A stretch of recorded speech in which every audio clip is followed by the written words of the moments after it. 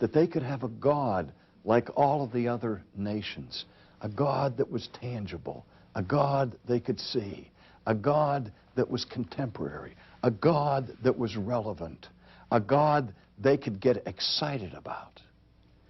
And the first high priest, consecrated by God himself, acceded to these demands from the people and built them a golden calf. Now, in the meantime, while this was going on, initially, Moses, you recall, had been on Sinai in a relationship with God. And God knew what was going on at the foot of the mountain. Moses didn't. Listen to what God says to Moses in verse 7. And the Lord said to Moses, "Go, get down, for your people whom you brought out of the land of Egypt have corrupted themselves. They have turned aside quickly out of the way which I commanded them.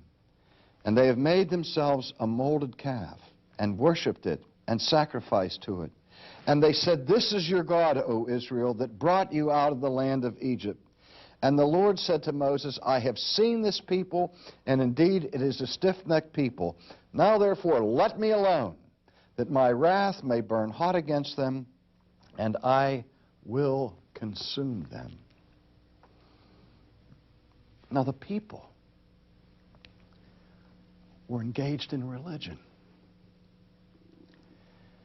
But the religion they were celebrating was a religion that had a theology of this world.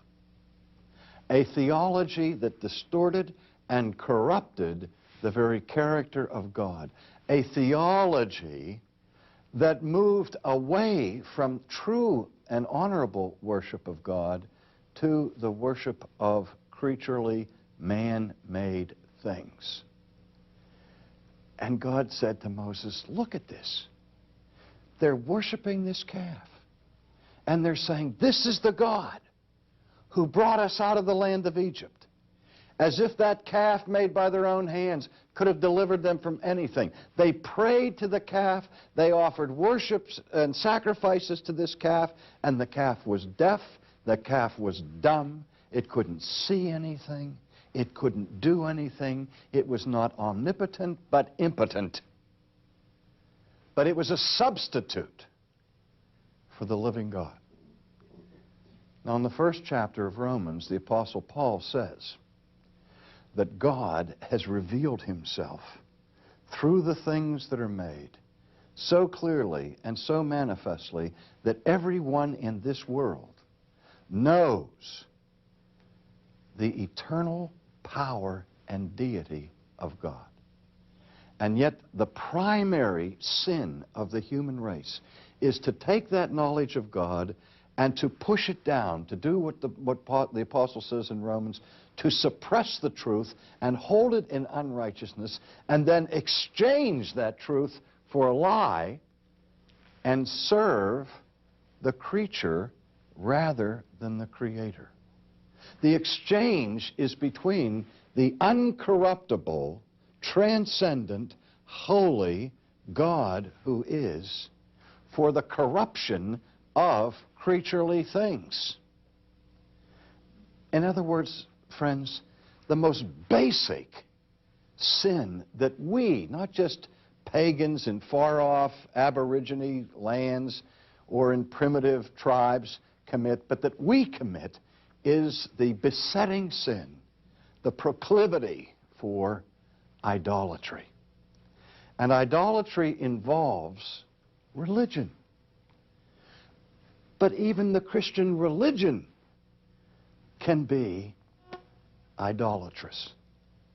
When we strip God of his true attributes and place at the center of our worship something other than God himself. Now, if we're going to look at the essence of Reformed theology, I have to say to you that the most strict focus of Reformed theology is on theology. on the knowledge of the true God. We live in a day when people say theology doesn't matter. This is what David Wells was decrying in his book, No Place for Truth.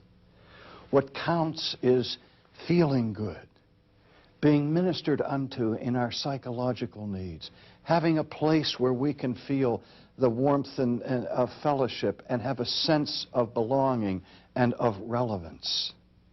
And theology is something that divides, something that stirs up controversy and debates. We don't need doctrine, we're told. We need life. Well, at the heart of Reformed theology is the affirmation that theology is life. Because theology is the knowledge of God. And there's no more important knowledge that exists to inform our lives than the knowledge of God. This is what the Protestant Reformation was all about. There were scandals in the priesthood. There were problems of immorality, both among the Roman Catholic people and among the Protestant people. And Luther at that time said Erasmus attacked the Pope in his belly. He said, I've attacked him in his doctrine. And Luther even admitted, he said, we find scandalous behavior among our own people. But what we're trying to do first is come to a sound understanding of God. Because our lives will never be reformed.